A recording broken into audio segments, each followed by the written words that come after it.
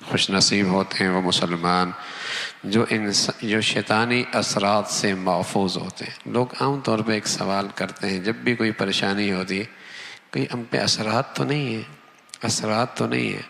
ہم انہیں کہتے ہیں کیوں نہیں اثرات؟ جب گناہ کیے تو شیطان کے اثرات تو ضرور ہیں، اثرات تو ہیں،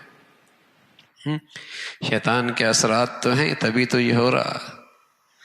اب ہر چیز کا اثر پتہ نہیں، اثرات سے مراد پتہ نہیں کیا لیتے ہیں، لیکن شیطان کا اثر کا یقین نہیں کرتے کہ ہاں شیطان کا بھی اثر ہو سکتا ہے، شیطان کا بھی اثر ہو سکتا ہے۔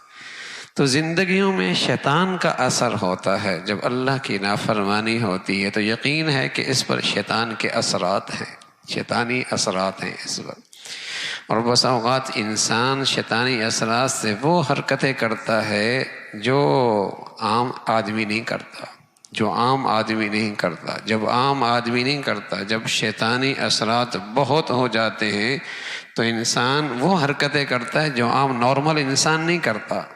اس قدر شیطانی اثرات کا اس پہ اثر ہونے لگتا ہے، تو شیطانی اثرات ہوتے ہیں۔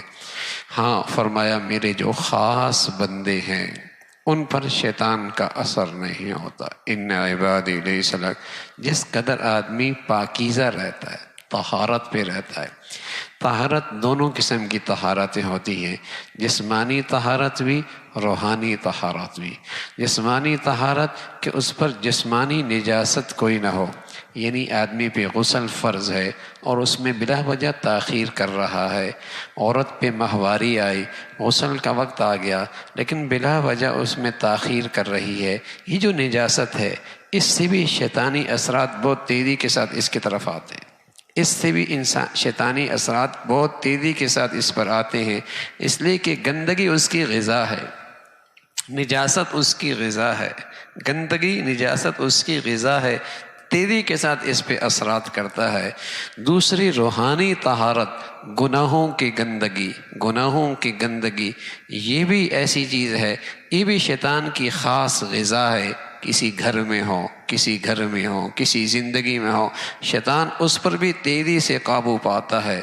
طہارت کی زندگی، گناہوں سے بھی طہارت ہو اور ظاہری نجاست اور باطنی نجاست اس سے بھی طہارت اور پاکیزگی ہو، یہ شیطان کے لیے رکاوٹ ہوا کرتی ہے، یہ شیطان کے لیے اس لیے رسول اللہ صلی اللہ علیہ وسلم فرمایا کرتے تھے کہ الوضوء سلاح المؤمن، باوضو رہنا یہ مومن کا اسلحہ ہے۔ الوضوء سلاح المؤمن، باوضو رہنا یہ مومن کا اسلحہ ہے۔ ظاہر ہے جب آدمی باوضو رہے گا تو اس پر نہ تو غسل کی ضرورت ہوگی، تبھی تو باوضو ہو سکتا ہے، اس گندگی سے بھی پاک ہے۔ اور آدمی جب ہر وقت باوضو رہتا ہے، الوضوء صلاح المومن، اس کی برکت سے گناہوں کی گندگیوں سے بچنا بھی آسان ہو جاتا ہے، شیطانی اثرات سے بھی محفوظ رہتا ہے، گناہوں کی گندگیوں سے بھی بچنا آسان ہوتا ہے۔ الوضوء صلاح المومن، وضو مومن کا اسلحہ ہے۔ تو طہارت کی زندگی سے شیطانی اثرات سے آدمی محفوظ رہتا ہے، ورنہ اب دونوں چیزیں ہیں، خاص طور پہ نوجوان بچے بچیوں میں، چونکہ انہیں پاکیزگی کے مسائل ہی کوئی نہیں پتہ، انہیں طہارت کے مسائل ہی کوئی نہیں پتہ، انہیں ماہواری آتی ہے انہیں اس کا بھی احساس کوئی نہیں، ان پہ غسل فرض ہوتا ہے، اس غسل فرض ہونے کے مسائل انہیں کوئی، ایک تو یہ گندگی ہے اور دوسری طرف گناہوں کے ماحول میں زندگیاں گزارنا اور گناہوں کی زندگی گزارنا، اور پھر جب ان کے اندر زندگی آتی ہے شیطانی، پھر کہتے ہیں پتہ نہیں اسے کیا ہو گیا۔ تو شیطانی اثرات ہوتے ہیں، شیطانی اثرات، اور وہ بہت گہرے ہوتے ہیں۔